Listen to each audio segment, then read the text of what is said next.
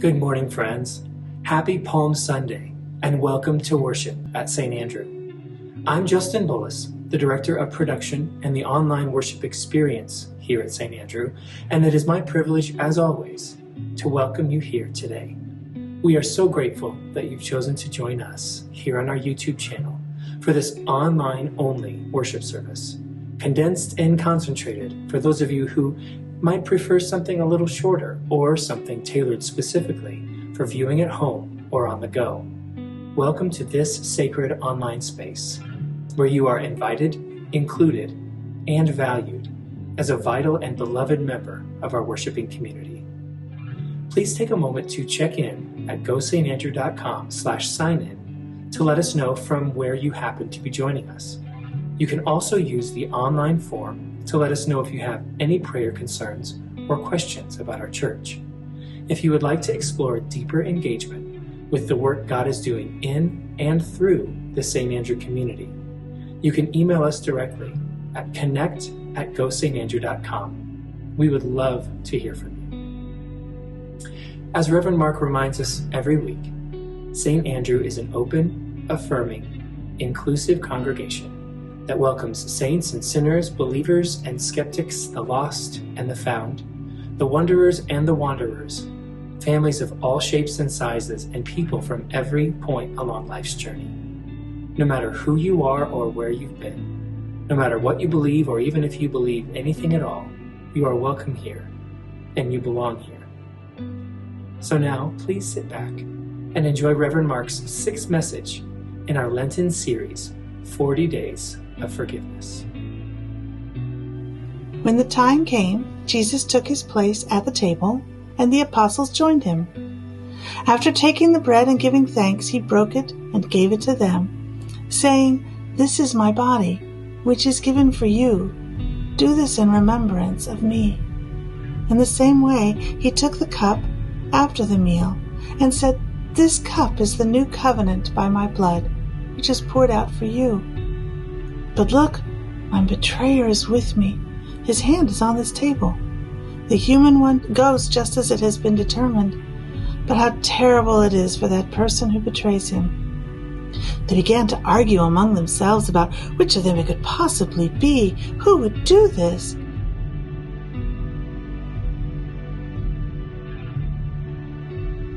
Imagine for a moment that you're hosting a dinner party and you can invite 12 people, anyone from the past or present, dead or alive. Who would make your guest list?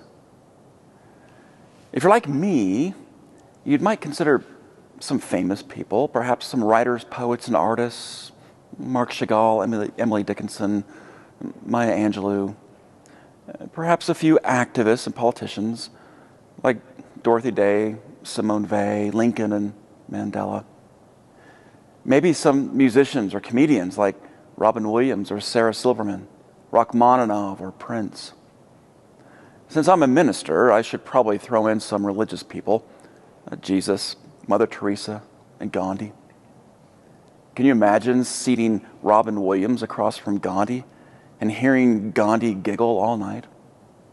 Or seating Sarah Silverman across from Jesus and hearing Jesus say, "So Sarah, about some of those Jesus jokes of yours." Now take a moment to think about the people who absolutely would not make your guest list. You can probably think of some infamous people from the past and present, world leaders, villains, perpetrators of evil. You can probably think of some personal adversaries who just get under your skin or rub you the wrong way, a crazy uncle, a neighbor, Joel Osteen, people even maybe who have hurt or offended you in some way. You can all think of some people who might trigger you in such a way that you might say to them, you would never be able to sit at my table. Or you might say of them, he would never be permitted to step one foot in my house. Jesus hosted a dinner party one night for 12 people, otherwise known as his disciples. It's very likely that a handful of others, including some very faithful women, were also present that night. This was no ordinary dinner party for Jesus because it was no ordinary moment in his life. This would be his last night on earth. Before the evening would end, Jesus would be arrested. Before the sun would set the following day, Jesus would be crucified. Jesus knew his time was short, so he gave his disciples one last lesson on radical love and grace. He set the table for 12. You're probably thinking, well, of course he set the table for 12. He had 12 disciples. But if you were Jesus that night and you knew ahead of time that one of those 12 disciples had conspired to hand you over to the very people who wanted you dead, wouldn't you set the table for 11 instead? If you knew that one of your best friends had betrayed you, sold you down the river for 30 silver coins, would you even allow him in the room? They've been with him for 3 years, all of them. Jesus knows each of them through and through.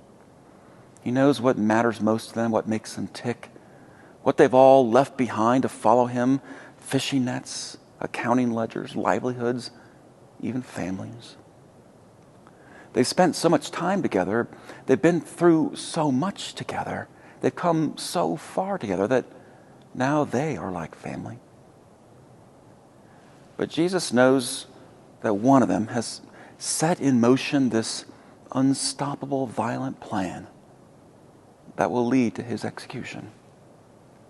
Jesus knows this, knows who it is who did it, but still sets the table for all 12. As it turns out, it's Judas. But none of the disciples had any clue whatsoever that Judas could do such a thing. When Jesus says to them that night, "My betrayer is with me," his hand is on the table, all 12 of them pull away their hands from the table and say, "It's not me. Who is it? Who could do such a thing?" And they gaze carefully around the table as if looking for the imposter. Who could do such a thing, they ask, but quietly, in their hearts, they wonder, is it me? No one suspects Judas, because there was never anything over the last 3 years that would make you say of Judas, keep a close eye on that guy, he's a little sketchy. Judas had heard every sermon Jesus ever preached. Judas had healed the sick and fed the hungry with his own 2 hands, just like the rest of them. He'd left behind everything to follow Jesus, just like the rest of them. Judas is so trustworthy that they even asked him to handle all the offerings, to write the checks and balance the books and pay the bills. There was never anything about Judas that would have suggested he was a betrayer. Judas loved Jesus as much as the rest of them. In the end, you could say that Judas may have been misguided, that he believed once Jesus was arrested, the Jewish people might rise up in rebellion against the occupying Romans and reclaim Jerusalem. That's what legend says about Judas, that he just wanted a royal crown for Jesus and not a crown of thorns. You could say all that, but what you can't say is that Judas set out to kill his teacher. On that night, there were 12 seats for 12 disciples. The one who will betray me is sitting right here at this table. And they all asked, who could do such a thing? But quietly in their hearts they wondered, all of them, is it me? Is it me? And isn't that the truth? That there are 12 disciples sitting around the table, and there are also 12 betrayers. Not just one, but 12. Judas was the most notorious betrayer among them, but the other 11 were far from perfect. Not one of them was blameless by the time Jesus hung from his cross. Judas may have told the authorities where they could find and arrest Jesus, but the other 11 never went looking for Jesus once he was gone.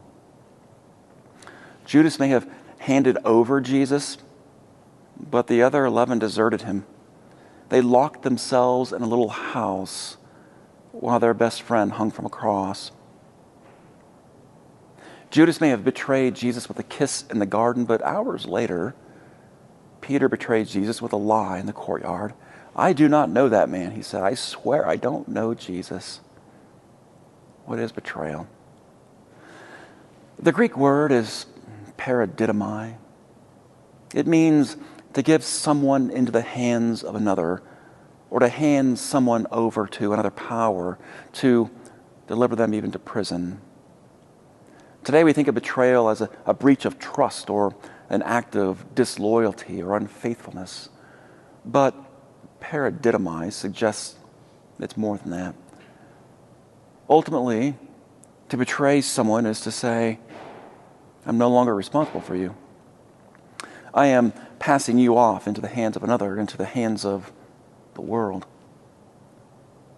When we see it this way, we understand that betrayal comes in various forms, but it's all the same. We can betray our partners by breaking our marriage covenant, but we can betray them just as surely by locking them out of our hearts and throwing away the emotional key. We can betray our children by abandoning them, but we can also betray them by just ignoring or neglecting them, or by putting our own work ahead of them, or by not speaking up when we believe something is not quite right with them. We can betray our neighbor by gossiping about him when he's not around, but we can also betray him by not knocking on his door when he's lost his job, or lost his spouse, or when the diagnosis comes back malignant. We can betray someone by what we do and by what we do not do, by what we say and what we do not say, by acts of commission and omission. Just before his death, the man in black, Johnny Cash, covered a Trent Reznor song that speaks, among other things, about betrayal. Reznor, the lead singer for Nine Inch Nails, was struggling mightily with alcohol and drug addiction. In the 1990s, he wrote this moving, deeply haunting song titled Hurt. It was about his painful cycle of addiction and the toll it had taken not just on him, but especially on the people who loved him. In 2002, Johnny Cash was 71 years old. Cash, like Reznor, was recovering from addiction himself. His health was failing. He would, in fact, die within the year. In one of his last recordings, Cash covered Reznor's haunting song, Hurt, and filmed a music video that has been since described as the, quote, saddest music video of all time. The video features melancholic photographs and video clips of Cash's life and all of its brokenness and frailty. As Cash looks back and reflects on his life, he sings, "What have I become, my sweetest friend? Everyone I know goes away in the end, and you could have it all, my empire of dirt. I will let you down. I will make you hurt." Why did the song resonate so deeply and widely? Maybe because the truth Cash sang about his own life was equally true of ours. Betrayal is a human condition. It's almost unavoidable. I will let you down. I will make you hurt. If we know this about ourselves, we can have grace for our own Judas-like moments and for the Judas-like moments of others. Betrayal is built into the system. In fact, culturally speaking, it is assumed. Have you ever wondered about the origins of the handshake custom? Why do we shake hands when we meet each other? In modern culture, it's a show of friendliness and courtesy, but the handshake actually originated in Europe in the Middle Ages. Men shook hands whenever they met each other as a means of checking one another for concealed weapons. They'd offer one hand to shake, while the other hand did a neighborly shake down. Ever wonder why we clink glasses at the dinner table? In medieval times, it was a matter of life or death. After checking each other for concealed weapons with a handshake, you'd sit down at the table, but before you eating, you'd clink your glass with everyone at the table. And then you would pour a bit of wine in each other's glasses to ensure that your own glass had not been poisoned by your host. When you look around the table at that Last Supper, you see not one betrayer, but 12. Each of them knows what it feels like to disappoint others. None are so blameless as to believe that the betrayer Jesus speaks of couldn't possibly be them. Who could do this, they ask. But silently they know it might be me. It could be me. The great Russian dissident and writer Alexander Solzhenitsyn, he once said, "The main difference between me and Attila the Hun is lack of opportunity." We've all been betrayers and we've all been betrayed. Some betray by committing horrible acts. Others betray by standing silently by as terrible acts are committed. In the human heart, there are varying degrees of culpability. I remember the middle school boy named Derek. He was gay. It was 1980 in my hometown, just call it Hicksville, USA. Derek was bullied every day. I never once bullied Derek, never once. But looking back, I don't remember ever once stepping in to stop it. And I've never completely forgotten or even forgiven myself for that. I will let you down. I will make you hurt. There's truth there.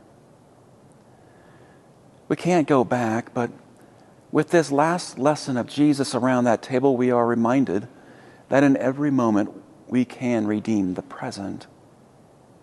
The people we love, they will betray us.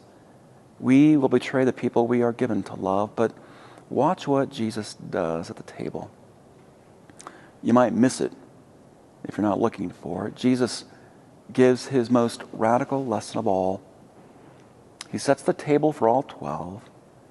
Knowing that his betrayer is present, he still feeds him, even before the deed is done.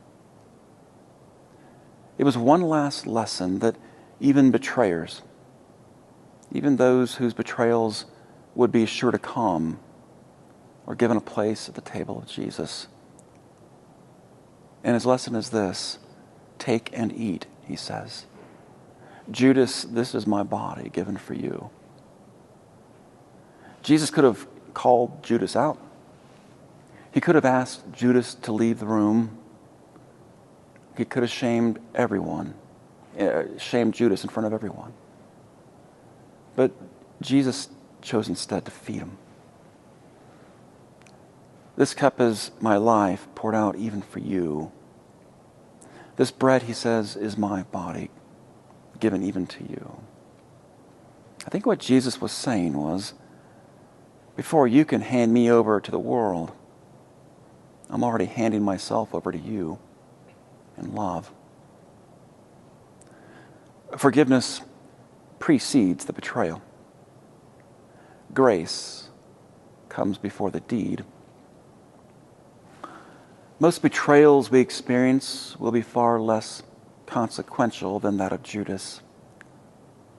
But Jesus models for us what it looks like to embody forgiveness ahead of time.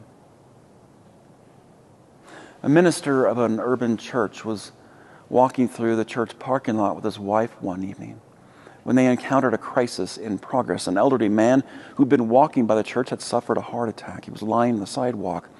The minister rushed to the man while his wife ran back inside and called for an ambulance. The minister loosened the man's shirt. He reached out for the hand of that man and said, "Just try to relax. We're right here with you. An ambulance is on the way." To the minister's surprise and puzzlement, The man looked up at the minister and said, "Forgive me, Charlie." The minister learned later that Charlie was the man's son, and that father and son had been estranged for many years. The minister squeezed the man's hand reassuringly and said, "I'm not Charlie. My name is Sam. I'm a minister, and I'll stay here with you until help comes. Don't be afraid." But the man responded even more urgently, "Charlie, please, forgive me." "I'm not Charlie," repeated the minister. "Stay calm. We'll get you to the hospital very soon." The man, now in a whisper, said, "Charlie, I'm begging you. Please forgive me." Finally, the minister understood. And he said to the man, "I forgive you. I forgive you." A look in the man's eyes signaled that he had heard these words. And then his breathing stopped and he was gone. The following day, the minister had second thoughts about what he did.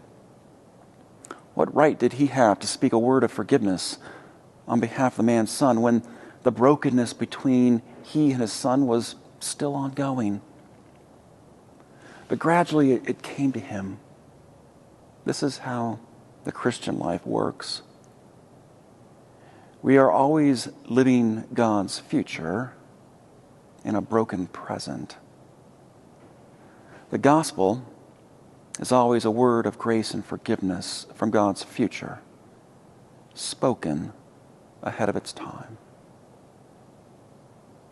Our takeaways for today: there is a part of Judas in all of us. Jesus makes room for all of us at his table. We are always living God's future in a broken present.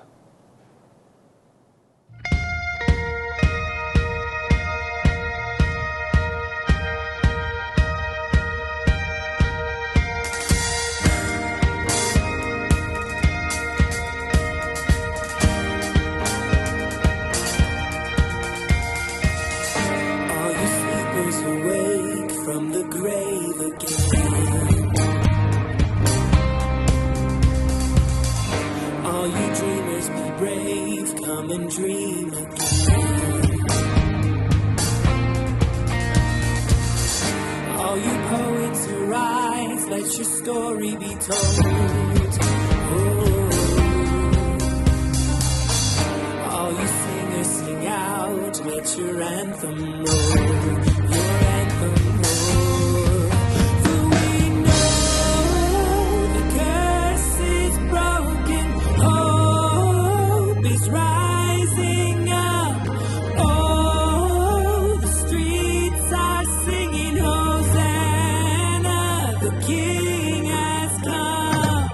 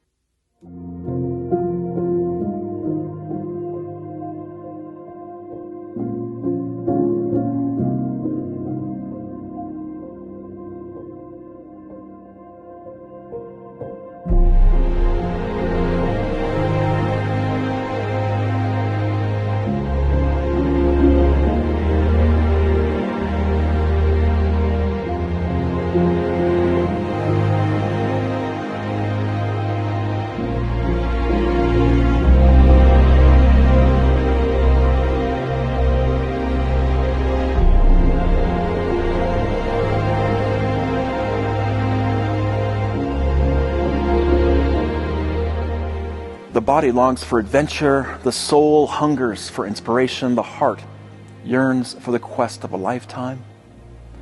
The Camino de Santiago is an awe-inspiring pilgrimage along an ancient trail in northwest Spain. For over 1,000 years, countless pilgrims have made this journey, and for the 300,000 people who complete it each year, it's a transformative experience for the body, soul, and mind. And it's a journey like no other. Next month, I'll be leading a group of young adults to walk a portion of the Camino, bringing together young persons with diverse life experiences on a pilgrimage that will stretch their resilience and strengthen their well-being as they enter into adulthood. Let's hear from a few of the pilgrims who will make this extraordinary journey with me next month. Hi, I'm Zach Leaf, and this past August, I started my first semester of college at CU Boulder. I learned that I needed to find more balance, find ways to reduce my anxiousness, and be better at grounding myself. I believe that this journey along the Camino de Santiago with Reverend Mark will help me do just that, and allow me to make valuable connections with other people my age. Thank you. The pilgrimage would allow me to gain a deeper understanding of my relationship with God. I believe that through this physical challenge, I will grow spiritually as I experience nature and contemplate God's gifts surrounding me. I would also hope that the road would lead me to develop relationships with the members of my church community through this common shared experience. Along the journey, I hope to share my perspective and to listen to others about relationships we share with the Lord, and to share how our faith journey has strengthened us. I hope that along this trip, the people around me can help me reframe my mindset and help me learn a little bit more about myself. I hope that I can do the same for others. There's no doubt that something either from the beauty surrounding us to the people surrounding us can change my view on life and give me a new appreciation for what life has in store for us. In the busy world we live in, with constant distractions diverting our attention, it is hard to keep my eyes set on Jesus. A week set aside to simply walk, pray, and talk with others will be an important break from the chaos of my daily life to reset and quiet my heart. I'm excited to travel to a new country and be exposed to people from a completely different walk of life. I feel that it is important to cross cultural boundaries to gain new perspectives and be reminded that we are all special and created in the image of God, and this trip will complete just that. If you'd like to sponsor this life-changing experience, mark your contributions Camino 2022. You can also join us for a cookout on May 1st after the 10:30 worship service for burgers and brats in exchange for a few Benjamins. Buen Camino, as they say, and vaya con Dios.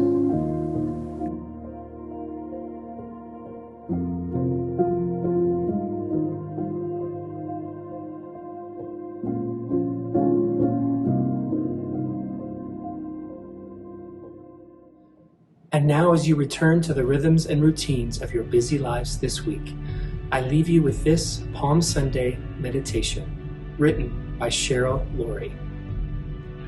And now, we lay down the palm branches, and with them we lay down our belief that there is another way for you to be God. As the last echo of the final Alleluia fades, so does our hope that this journey can end in any other way. The week stretches ahead, gloryless and painful. Whether we walk with all faith or none, we look toward the cross, knowing it is both the most human and most divine of all journeys. Travel the road with courage, with love, and with the uneasy peace that is the gift of faith into this holiest of weeks. Amen.